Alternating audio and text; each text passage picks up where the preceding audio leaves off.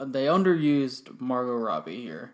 You don't get enough. I mean, you get more than you get some of the other people, like Emile Hirsch, which she must have got more. Tisk tisk.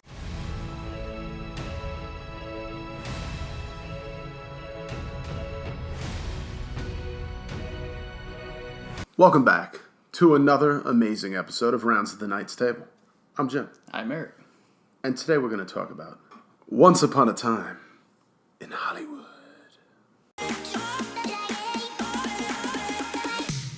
Shout out to new subscribers, Bev Shanahan, and also That Cousin Show, who gave us a nice little shout out in our last video. We do appreciate it. Well, 2 videos before, but I mean, that Ted Bundy video has been sitting in there for a while. This film centers around Rick Dalton and Cliff Booth, played by Leonardo DiCaprio, Brad Pitt, respectively. Oh. How he's a fading TV star, he's trying to make it back into the movies and ends up having to do a bunch of Italian films that he's not happy about having to do. Excuse me, Italian films. You've seen these Italian films? And Cliff Booth he's just there for the ride, man. He's so mellow. Right? I want to be that in my life. It deals with the Manson family and Sharon Tate. Let's talk about the good. The cinematic scope of this movie. I like the aesthetic of it all. They didn't CGI any of it. It's shot on film, and I appreciated it because it looked like it was shot on film. It looked like a Tarantino film. It did, and it felt like a Tarantino film the way it jumped. And my God. I appreciated the jumps back and forth. It played well in this movie. It doesn't play as well as like Pulp Fiction when they jump around, but it fit the story. Well, I think Pulp Fiction, to your point, has more of a plot. You know, this is kind of just. Are we gonna talk about any bad right now? I'm saying this is just kind of like, you know, getting to that point of the night that Sharon Tate was murdered. Right. In reality. Brad and Leo had good chemistry in this movie. Way overdue for a movie, man. Right. Like, they work really well together. Yeah. They played off each other pretty well. Brad was good in, like, the secondary type role. I think his performance, which I think he did the best in this movie, Margot Robbie, I don't think just had enough to do in this movie. But I thought she's fantastic. God, I love it. She's quickly on the rise to becoming my, like, second favorite actress because you can't overtake Kate Winslet. And Meryl Streep. I mean, Meryl Streep goes without saying. But if she, like, is in a movie for 1 second, she's getting an Oscar. She's getting nominated for sure. Every time Brad Pitt was on screen was like an awesome exchange when he was talking to Bruce Lee. I kill you. I go to jail. And then the fight that they had where he throws Bruce Lee into the car. That was awesome. But it was just a fantasy. Speaking of Bruce Lee, the guy they had play him did pretty well. Kurt Russell pops up in it, who I'm wondering if he's playing the same character he played in Tarantino's other movie in Death Proof, or if he's like his brother or something like that. I saw no Tarantino in this. I didn't notice him. He might have been in there. He's usually in everything. No Samuel L. Jackson. This movie is it's a love letter to 60s Hollywood. You know, I love Leonardo DiCaprio. I do, and I thought he was good at times in this. But I think Brad Pitt was. Yeah, he was definitely, I guess. I'm thinking he's going to win Best Supporting Actor for this, depending on what else comes out and all that stuff. But for me, thus far, from what I've seen, what I've read, and all that, he's my favorite. And he's way overdue anyway. He should have won for fucking Moneyball. I mean, there was a lot of good songs, a lot of big. It's a Tarantino movie, so you know you're going to get a lot of good music. We'll save the ending for last. Good or bad, we'll talk about it last in case you're wanting spoilers. It'll be at the end. Smooth lead. Except when Rick Dalton's got a shotgun. But like his lines in this movie were just awesome. They were good. Brad Pitt, and then his dog. Brandy. Oh. With Kurt Russell. Brandy, you're a fine girl. You know what's sad? In like 15... shouldn't even say this. In like 15 years, I always look at... I'll go back and watch this movie, and I'll be like, oh, man, that dog's probably gone by now. And it just saddens me. Way to ruined the mood there, man. Well, let's talk about the bed then. Well, that's that. You ready to go into the bed? Didn't you just? Too long. Way too long. God, this movie dragged so much. Like, I checked the time 3 times. That's it. Before it was, like, halfway through.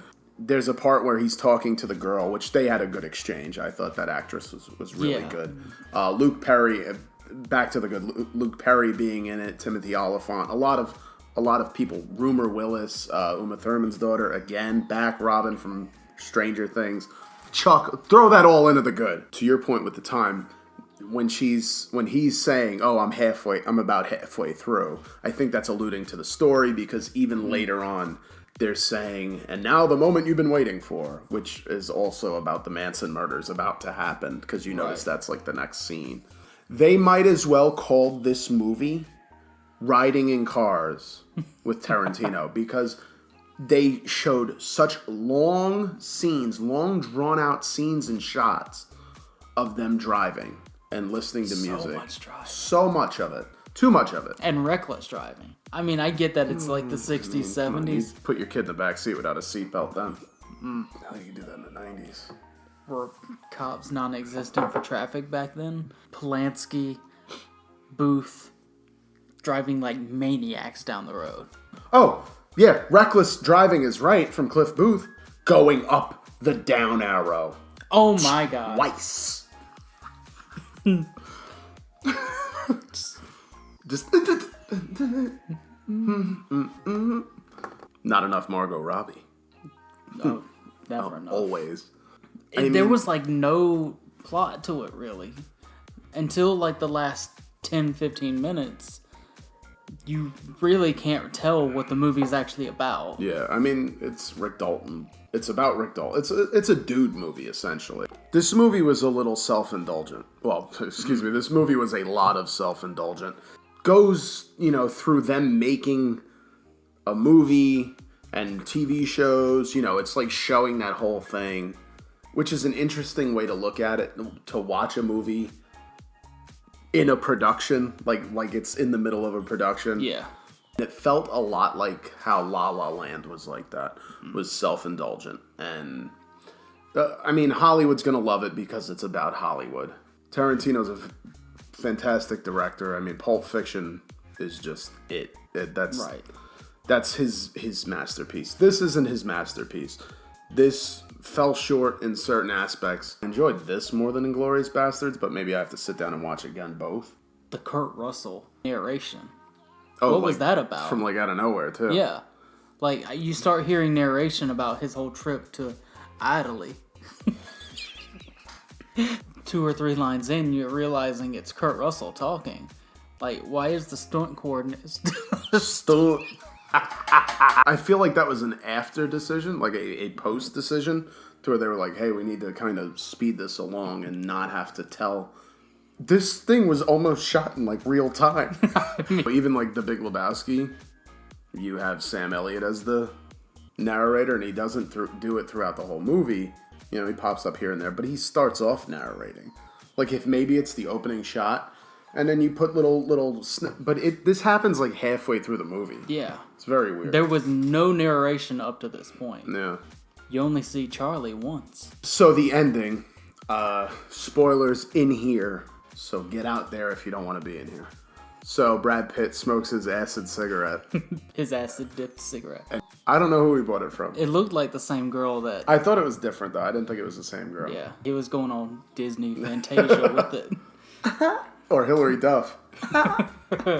Tex and the girls, the Manson girls, show up at their house, at Rick Dalton's house. Rick Dalton has a new wife from Italy, and Rick's outside in the pool listening to his lines. They had driven up after he went to walk Brandy.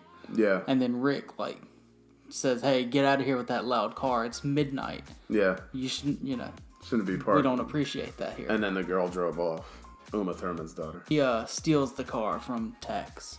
She's like, oh my God, I left my knife in the car. Skirt! So they go in to their house, have to deal with Cliff Booth, who just kicks their ass and Six brandy on him, on Tex, and she bites his balls. Oh man. And then he's smashing this girl's face against like the fireplace, a picture, the wall. When he threw the can of dog food at the other girl, and she goes like hysterical. She was definitely crazy. And annoying. Annoying, yeah. She was annoying crazy. Brad Pitt ends up killing the two of them, but gets stabbed in the hip by accident rolling around. And he's like, whoa. And he like flicks at it. He gets Brandy on the other one, the girl that got hit in the face with the dog food. She had grabbed the gun by that point. Oh yeah, she had his gun. It, and Brandy goes running away. Brandy said, back there with the Italian wife. And she goes flying out the door. She can't see out the glass door, and Rick Dalton shoots off his float. And she like ends up in the pool and is shooting, and he's just like, shooting straight in the air though, and just screaming nonstop. And he just gets out and walks into his house and comes out with his flamethrower that you saw earlier in the movie and just torches her in the pool. God, it was so great. It was so funny.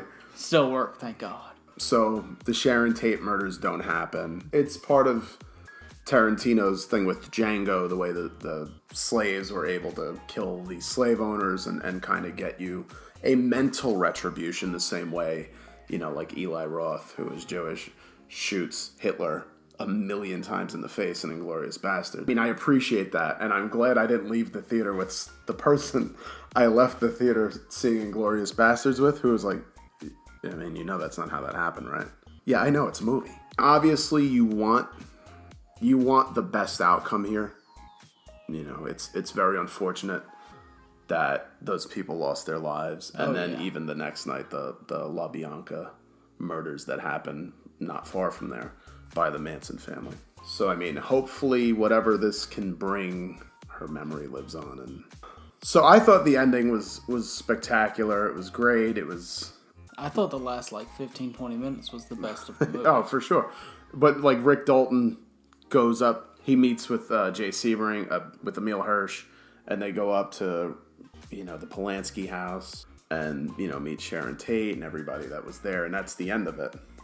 Do you want some drinks with us? So, you know, it's like his dream though, because he's like, now he's getting back into that scene. My final thought was that this was a cinematic beauty. I don't know, it's like the same way J.J. Abrams used film footage in Star Wars. I just missed that. I don't know what it is. It's like that quality of film. Because with this digital film now, or these digital movies, they put a filter on it and all that. And it just looks, everything's blue and it just looks cheap. I thought some strong performances from everybody. I thought this was very well acted movie. And Brad Pitt, again, I think is just exudes confidence in this movie and is just mellow as hell. So final thought. I mean, I enjoyed the movie. I didn't love it. It's not one of my top Tarantino films for sure. But it definitely wasn't the worst film I've seen this year. Birdbox. Without strong performances. Definitely some good moments. Definitely some laugh out loud moments. I'd score this movie a 7. Oof. You know, for me, it was just the length that was off-putting. I don't mind a long film. I mean, as long as it doesn't drag. But this dragged a little bit. It certainly isn't Pulp Fiction. If they just cut out some of those car rides, then I think I would have been more on board with this movie. Because I liked everything else. I really did. 8-7. If you saw Once Upon a Time in Hollywood, I want to know what you thought. Where's it rank in your Tarantino? And do you think his 10th film will be his final? If you like this video, press that like. Hit that subscribe, and we will check you out next time. Only on Rounds of the Knight's Table.